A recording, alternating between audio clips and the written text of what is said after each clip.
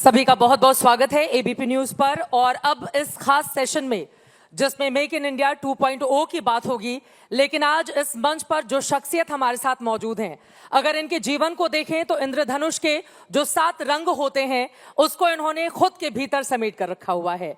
एक तरफ 700 करोड़ की कंपनी को लेकर आगे बढ़ना, दुनिया में बड़ी पहचान बनाना, तो वहीं दूसरी तरफ विपश्यना के जरिए एक संदेश भी देना कि जब शांति के मार्ग पर एक इतना बड़ा व्यक्ति चलता है तो फिर खुद के भीतर किस तरह का वो परिवर्तन हासिल करता है। कई बार हमने देखा इंस्टाग्राम पर आप जेन जी के रूप में नजर आते हैं, तो इसी के साथ ही साथ जब ज्ञान की बातें करते हैं तो फिर आप उन तमाम धर्मगुरुओं की बराबरी कर लेते हैं जिनको अक्सर हम सुनते हैं। एक साथ इतने रंग को कैसे समेटकर आपने रखा हुआ है, जोरदार तालियों के साथ स्वागत कीजिए ओरिएंट बेल लिमिटेड के एमडी मधुर डागा जी का। बहुत बहुत स्वागत है आपका एबीपी न्यूज पर। कैसे हैं सर आप? Thank you so much Chitra ji, and thank you ABP for having me here. बहुत अच्छा लग रहा है यहाँ पर आकर के, ये मेरा फर्स्ट टाइम है यहाँ पर, सो थैंक यू अगेन, बहुत अच्छा लग रहा है। जिस शख्सियत को इस वक्त मंच पर आप देख रहे हैं, पाली भाषा में 18 टैटू इन्होंने अपने शरीर पर बनाकर रखे हुए हैं। तो आगाज इसी से कर लेते हैं, किस अंजाम के तहत आपने इन कोशिशों को अंजाम दिया? मैंने हाथ पे देखा पाली भाषा में अलग अलग शब्द उकेरे गए हैं, इसके जरिए कैसे आगे बढ़ते हैं? क्योंकि जब 700 करोड़ की कंपनी एक तरफ हम देखते हैं ओरिएंट बेल, और दूसरी तरफ जब आपकी जिंदगी को हम देखते हैं तो दोनों में बहुत पूरब पश्चिम वाला फर्क नजर आता है।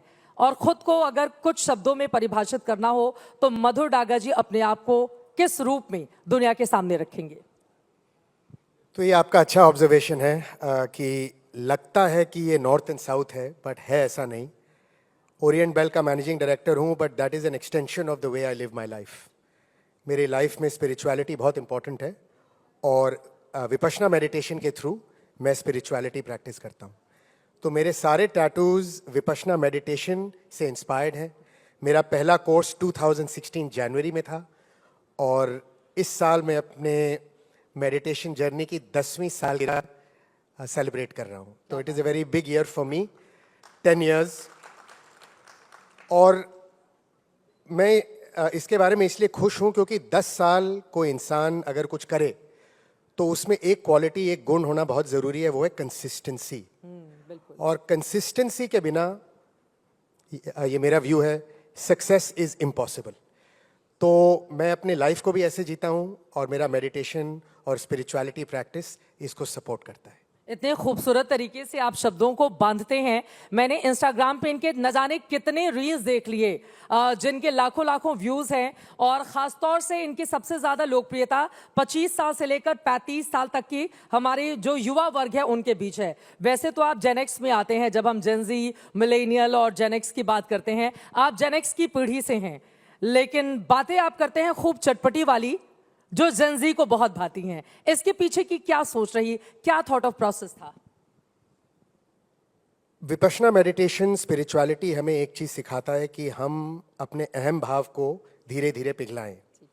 जब मैं पहला अपना मेडिटेशन कोर्स पे गया, तो जब रूम में गया तो मेरा पहला ख्याल ये आया, अब थोड़ा दुख होता है बोलते हुए, लेकिन ये सच्चाई है कि जो मेरा ड्राइवर है या जो मेरा घर का नौकर है उसका कमरा इससे बड़ा है, मैं यहाँ रहूँगा। तो उस कोर्स के बाद मुझे समझ आया कि एक विपश्यना केंद्र के अंदर एमडी की टोपी बहुत जल्दी निकालनी पड़ती है। तो जो आपकी बात आई, जेन एक्स और जेन जी और अल्फा, बूमर्स, ये लेबल्स हैं। अगर मुझे किसी से बात करना है तो मुझे उनके लेवल पे आना पड़ेगा, चाहे वो ऊंचा हो नीचा हो, वी आर इक्वल्स। तो हम एक दूसरे से ह्यूमन बींग्स और ह्यूमैनिटी के तौर पे बात करते हैं। इंस्टाग्राम में कुछ फॉलोअर्स आ गए हैं, और उसमें से बहुत सारे ऐसे लोग हैं जो मुझे डीएम करते हैं, और मुझे दिखता है कि वो थोड़े दर्द में हैं। तो I have to talk their language. I can not be the MD of the company when I am speaking to someone who is 25 और 30।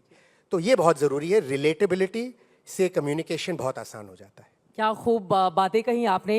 इसके पहले कि मैं विपश्यना से जुड़े हुए कुछ और सवाल पूछूं, ओरिएंट बेल को लेकर आप कैसे आगे बढ़े हैं? क्योंकि जब मेक इन इंडिया 2.0 की बात करते हैं, 2047 तक विकसित भारत की बात होती है, हम तीसरी बड़ी अर्थव्यवस्था बनने जा रहे हैं, बहुत तेज गति से हम आगे बढ़ चुके हैं, तो उसमें आपकी कंपनी की भूमिका, खुद के लिए आपने कौन से लक्ष्य तय करके रखे हुए हैं जिसके जरिए मधुर डागा आगे बढ़ना चाहते हैं?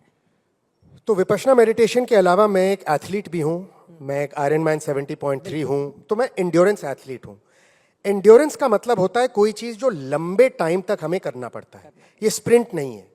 कंपनी चलाना, ब्रांड को बिल्ड करना, देश को चलाना, ये सारी लंबी चीजें हैं। They are very long term. तो जिस तरह हम अपनी आयरन मैन की ट्रेनिंग करते हैं, हमें अंदर अपने ऐसे स्ट्रेंथ्स बनाने हैं which keep us resilient for years to come. मेरा यही माइंडसेट कंपनी के साथ है कि हम अपने कंपनी का जो कोर है उसको कैसे स्ट्रॉन्ग करें, चाहे वो क्लीन टेक हो, यूजिंग एआई हो, कैश फ्लो और मे बी हमारे फाइनेंशियल डिसिप्लिन हो, ऑपरेशनल एफिशिएंसी हो, प्रोडक्ट की क्वालिटी हो, प्रोडक्ट इनोवेशन हो। What can I do every day which guards us against complacency? Complacency बहुत ही खतरनाक चीज होती है। तो मैं कंपनी को भी ऐसे ही चलाता हूं जैसे मैं अपने लाइफ को चलाता हूं। I must be strong for a long battle, long way ahead. तो इस तरह से मैं अपने MD के टाइटल को अप्रोच करता हूं that I must make the company strong for the next few years. आजकल आप आज भी इस सिंपोजियम में सुन रहे हैं, there is lot of unpredictability. Most people are clued out कि कल क्या होगा। मैं भी, हमें कभी कभी नहीं समझ आता है कि हम 5 साल के प्रोजेक्शंस कैसे करें। इन चीजों में to have things that you can have anchors, quality, sustainability, जो चीजें हमारे नियंत्रण में हैं उस पे यदि हम फोकस करें तो we can try to make sense of unpredictability. अगर हम हमेशा यही सोचते रहें कि कल क्या होगा हमें नहीं पता, तो that is not the right approach. So we try to stay in the present moment and do what we can to make it a stronger company for today. अब मैं जानना चाहूंगी, एआई बदलती दुनिया को उसने पूरी तरह से चेंज करके रखा हुआ है। आपकी कंपनी के लिए ये कितना मददगार हो सकता है? और माना जा रहा है कि एआई आगे आने वाले वक्त में बहुत सारी नौकरी खा जाएगा, तो इसको लेकर जो डर दिखाया जा रहा है, क्या आप इस बात से सहमत हैं? दिल्ली में हमने एक बहुत बड़ा समिट भी एआई के मौके पर देखा। दुनिया के 100 से ज्यादा देशों के प्रतिनिधि शामिल थे। आप लोगों की भी नजर उस पर यकीनन बनी रही। एआई से संभावनाएं ज्यादा हैं या चुनौतियां ज्यादा पैदा होने वाली हैं? एआई से संभावना और चुनौती दोनों आएंगी। मैं ये नहीं मानता हूं कि एआई जॉब खाएगा। एआई जॉब बदलेगा, वो हमें बदलेगा। It will force us to change. खतरा कब आता है? जब हम बदलना नहीं चाहते हैं।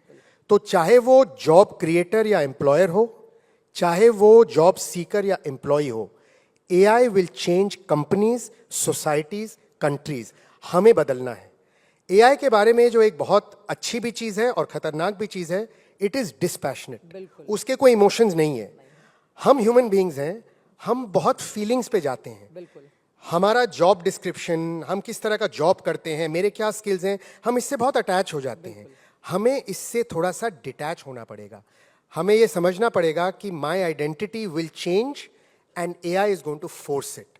तो अगर आप ऐसा काम करते हैं जो आप जानते हैं आज कि एआई इजीली रिप्लेस कर सकता है, तो आप अपने आप को अपस्किल करेंगे और करना पड़ेगा।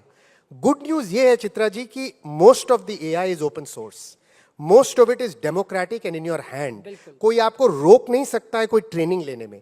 कितनी ट्रेनिंग तो फ्री है, पेड है। तो कोई ये नहीं बोल सकता है कि एआई में स्किल बनाना में कोई हर्डल्स है। हर्डल यहां है। तो हमें अपनी मनोस्थिति को चेंज करना है। हमें वो चिपकाव को कम करना है कि मैं यही हूं और ऐसा ही रहूंगा। अगर हमने इस चिपकाव को छोड़ दिया तो एआई के बहुत बेनिफिट्स हैं जॉब में, वर्क प्लेस में। एआई की जो हम अब बहुत बातें नहीं करते हैं क्योंकि अनफॉर्चुनेटली न्यूज में ज्यादा नेगेटिविटी आ जाती है। AI is going to change people's life in terms of health, in terms of diagnosis of disease. I think it is a gift. Regulation कैसे होगा, गवर्नमेंट्स कैसे रिस्पॉन्ड करेंगे, ये अभी हमें नहीं पता। It's a very new battlefield, but I am sure it will be net positive to the world. और बहुत जरूरी है बदलते वक्त के साथ खुद को बदलना और एआई की बारीकियों को सीखना। अगर हम दुनिया में तेजी से बदलते हुए मुल्क में सबसे आगे खड़े होना चाहते हैं एक देश के तौर पर, चुनौतियां बहुत सारी होती हैं। आप खुद इतनी बड़ी कंपनी चलाते हैं, इतने लोग आपके अंडर में काम करते हैं, तो वो जो चुनौतियां दिन की सामने आती हैं उनसे कैसे निपटते हैं, खुद के लिए कैसे प्लान तैयार करते हैं, उन चुनौतियों से पार पाने के लिए क्या है फॉर्मूला मधुर डागा जी का?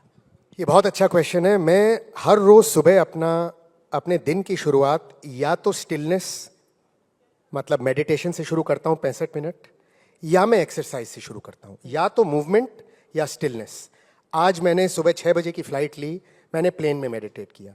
First I start with Stilling my mind. हमें शांति मिलनी चाहिए। अगर हम खुद अशांत हैं तो हर प्रॉब्लम हमारे लिए एक मोल हिल भी एक मतलब माउंटेन रहता है। दूसरी चीज, हमें अपने सांस पे काबू करना है। We have to be able to breathe. Vipassana meditation एक बहुत अच्छी सीख सिखाता है कि जो चीजें आ रही हैं उसे हमें स्वीकार करना पड़ेगा। अभी स्वामी जी ने बहुत अच्छी चीज बोली स्टेज में कि the root of anxiety is the disconnect with reality. मैं उस पर यह ऐड करना चाहूंगा, it is not accepting your reality. अगर मैं इस चीज पे इंटाइटल्ड हूं कि मेरे सामने चुनौती नहीं आ सकती है, I am in lot of trouble. तो पहले मुझे स्वीकार करना है कि चुनौती आएगी और मैं वही चीज करूंगा जो मेरे नियंत्रण में है। One of my favourite sayings in English is reality is always kinder than imagination. हमारा मन बड़ा चंचल है। जब कुछ भी होता है हम बहुत दिशाओं में चले जाते हैं। We start assuming the worst when nothing is sure, anything is possible. वो एनीथिंग नेगेटिव नहीं है, वो एनीथिंग पॉजिटिव भी हो सकता है। तो जब कोई क्राइसिस आता है, हम सांस लेते हैं, हम अपने आप को ग्राउंड करते हैं और हम वही करते हैं जो हमारे नियंत्रण में है। And most of the time that is enough. उसके आगे हम कुछ कर भी नहीं सकते। बिल्कुल। अब मैं आ जाती हूँ जरा आपके उन तमाम वीडियोस पे। मैंने देखा है आपकी मॉम 83 साल की हैं, उनके लिए नए शूज ला कर देना, उनको इंस्पायर करना कि नहीं आप रोज 10,000 15,000 कदम चलेंगी। वो वीडियो मैंने देखा जो बहुत दिल को छू लेने वाला था। 83-84 साल की उम्र में आमतौर पर जो भारतीय समाज है वो अपनी माँ को कहता है घर से नहीं निकलना, आप बीमार पड़ जाओगी, तबीयत खराब हो जाएगी, और आप उनके साथ जाते हैं वॉक पर। बहुत इंस्पायर करने वाला वीडियो है। क्या रही उसके पीछे की सोच आपकी? ये भी मैं विपश्यना पे क्रेडिट दूंगा। विपश्यना में हमें सिखाया जाता है कि माँ बाप का ऋण आप कभी चुका नहीं सकते। आप जितना कोशिश कर लीजिए, आप उनका ऋण कभी नहीं चुका सकते। तो we do the best we can. मेरे लिए मेरे पेरेंट्स का हेल्थ बहुत इंपॉर्टेंट है। Walking is the biggest longevity lever in the world. अगर आपका आहार ठीक है और आप हर रोज मूव करें, sitting is the new smoking, अगर हम मूव करें, it is a huge longevity lever. और मैं एक एथलीट हूँ, रनर हूँ, फिर भी ये बोल रहा हूँ। अब मेरी मॉम 83 साल की उम्र में रन नहीं कर सकती हैं, लेकिन वॉक कर सकती हैं। अगर वो 10 मिनट वॉक करके थक जाएं तो बैठ सकती हैं। मैं उनके साथ रहूँगा। पता नहीं, life is very unpredictable, we have to live the day to our fullest.